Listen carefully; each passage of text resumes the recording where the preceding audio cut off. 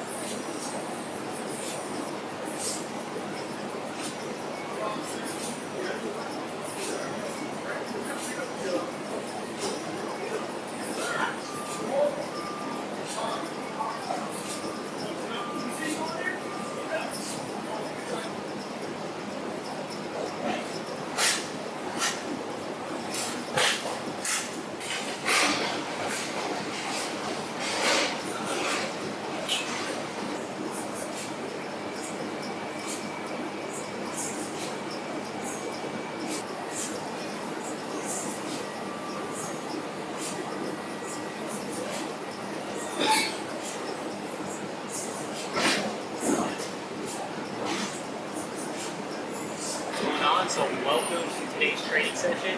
Picking things up a notch is our week number 3 today.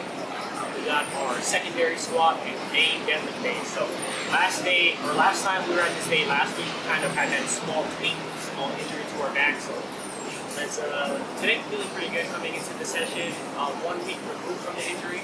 So let's just see what we can do for today. Let's get it.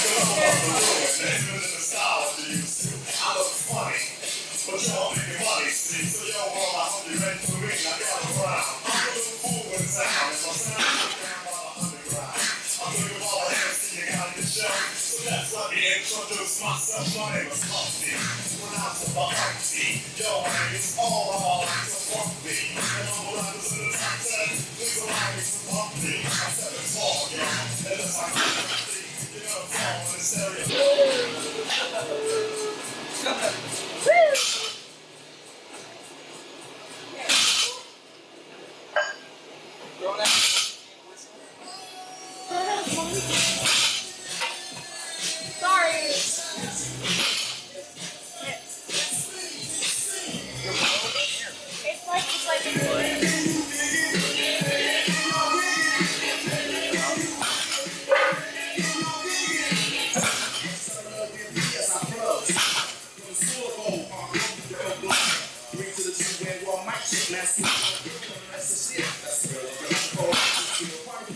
The next day.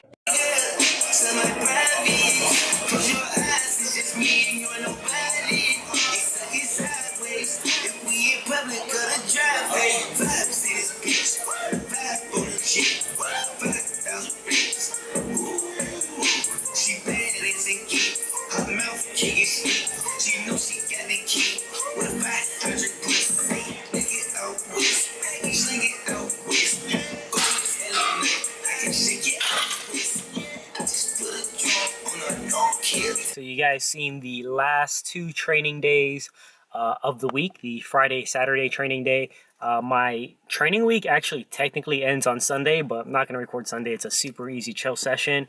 But yeah, that's pretty much the end of week 3. And as you guys can see, lifts, training, slowly picking up, and that momentum is building. The secondary squat day that you guys watched, that 155 for 5, actually hands down, of course not, it might not have been my heaviest squat set of 5, or it could have been. I haven't reviewed all my training data yet, but I could easily say that is my best set of 5 considering the RPE and the weight. So I mean, hopefully that'll eventually transfer over to the top end these next few weeks, and then we'll hit something heavy and probably, hopefully, PR the squats. I haven't PR'd my squats in a meet, in a couple of meets actually, so super excited for that. And then you guys just seen also the comp deadlift. I kind of took it easy, repeated the same weight for the top set as last week, and it moved roughly about the same, just because the back was still a little tight and it was an earlier training session too. So for myself personally, and for a lot of people, when you do get an ache or pain or an injury, the muscles that do spasm up, that kind of are protecting that area, they're a little bit more stiff in the morning, and really just couldn't shake it off too much, but not too worried about it. Today woke up with back literally just about 100% from the wake up time too. So that's when you know you're just about getting over an injury, or me personally, especially for this injury that I have dealt with a couple times. So super excited for that. And then our main bench day, we hit a single, 120 RPE 8. So this is kind of like the start of the gauge for my very top end strength, is when I could hit singles at RPE 8s. And this is exactly where I was before I left. Maybe even like a tiny bit better, considering like some of the factors that I'm going through right now with just slowly getting over ache or pain or injury, and having to train a little bit earlier just due to some other things going on in the life right now. But yeah, the 120 for single at 8 felt like it was right on point. That was the opener at the last meet, so kind of direct gauge about how that single was supposed to have felt, and it felt like it was right on point. So I'm super excited for that. Super excited where we can build on from next week, because in week 2 I had to take I still took a jump from week 1, but it was the day after I tweaked my back, and in between handling at a meet too. So like I just took the small jump. It was still relatively on point, but took a bigger jump this week. And yeah, I mean, just kind of keep that momentum going. That's one other small tip that I can give to a lot of people out there. Like, if you're not feeling it that week due to outside factors, you're having small ache or pain, injury, tightness, discomfort, high stress, low sleep, not being fueled as much, try not to force the weight before the progression actually happens. You want to actually allow your body to adapt to kind of the training stress that you're putting it through. And then be kind of like, you want to be reacting to that, so you want to react, but you want to also be able to make your best estimates based off of everything that you're putting into training. So like, say for example, I tweaked my back last Thursday. That Friday going into my main bench day, if I just looked at my previous week 1 data, I would be like, yeah, I'm gonna jump 5, maybe 7 kg. But no, considering everything how I was feeling that day, I took the safe jump to match the intended stress of the program, which is the RPE. Took what was there for that day, even though it was less than kind of like I had really hoped for. But you really got to be honest with yourself for training a lot of the times to kind of keep momentum and that progression going throughout the block, because you don't want to stall too early in the block. So just kind of take what's there. I was even prepared to take the same weight if I needed to from on the week 3 from my week 2, but took a small jump last week, and then this week feeling a lot better. Factors a lot more, outside factors are managed a lot better across the board overall. We were able to take that bigger jump and hit it right on the money, and still leave space for another week too. So that's kind of one thing that I see, like a lot of newer lifters, they don't allow themselves to kind of make the progressions that they need, because they're always trying to chase numbers, and they're heavily number focused instead of kind of taking what's there for the day and being honest with yourself. But yeah, that's the one thing I'm gonna leave you guys off with. I'm gonna cap the video off here. As always, stay safe, guys, and I'll see you guys in the next one.